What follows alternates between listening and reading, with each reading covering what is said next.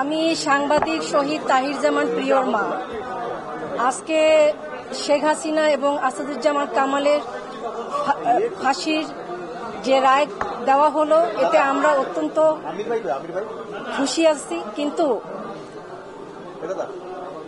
যে আইজিপির যে 5 বছরের কারাদণ্ড দেওয়া হয়েছে, এতে আমরা কেউ খুশি না। আমরা তার যাবজ্জীবন কারাদণ্ড চাই এবং যারা আইনের আওতায় এখনো আছে পর্যায়ক্রমে তাদের কিভাবে তাদের রায়গুলো খুব তাড়াতাড়ি দেওয়া হবে, এটা আমার মনে হয় এটাও আমাদের আকাঙ্ক্ষা এখনো পূরণ হয়নি।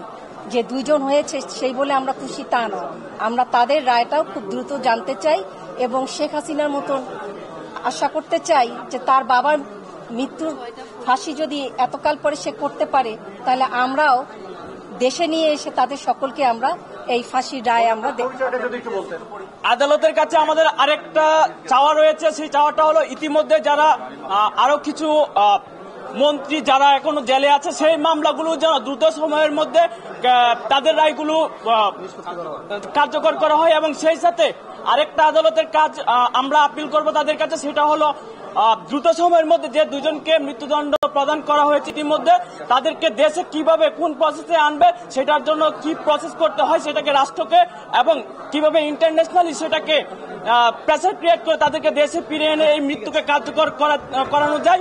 আমরা কিভাবে শহীদদের আত্মাকে শান্তি দিতে পারবো সেটার জন্য আমরা আবার আপিল করব ইনশাআল্লাহ, যাতে দ্রুত সময়ের মধ্যে কার্যকর হয়। আমি শহীদ মাহমুদুর রহমান সৈকতের বউ, আমার নাম সেবন্তী। যে রায়টা আমরা দেখব, প্রথম যদি পলাত খুনি শেখার কথা বলি, যে ফাঁসির রায় শোনানো হয় সেটাতে আমরা সবাই সন্তুষ্ট, আমরা আহত এবং শহীদ পরিবার।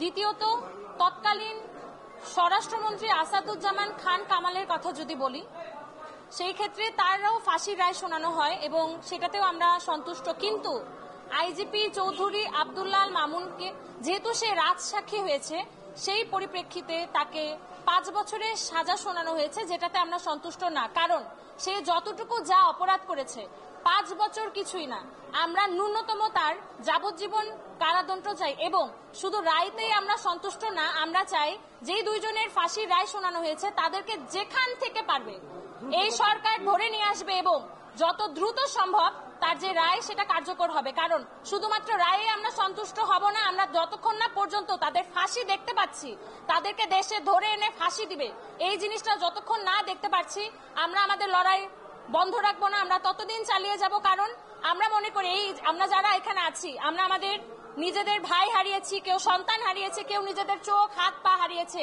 এগুলা কখনো ফেরত আসবে না। কিন্তু সেই মানুষগুলার ফাঁসি যদি আমরা দেখতে পারি, অন্তত আমরা নিজেকে সান্ত্বনা দিতে পারবো যে না, আমরা শাস্তিটা নিজের চোখে দেখেছি। শুধু রাইতেই আমরা সন্তুষ্ট থাকবো না।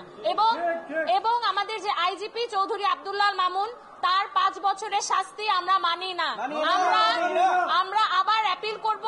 আমরা চাবো তার যাবজ্জীবন কারাদণ্ড, কারণ সে যা করছে সেটা এই 5 বছরের শাস্তি কিচ্ছু না। আমরা চাই ন্যূনতম তার যাবজ্জীবন কারাদণ্ড দেওয়া হোক।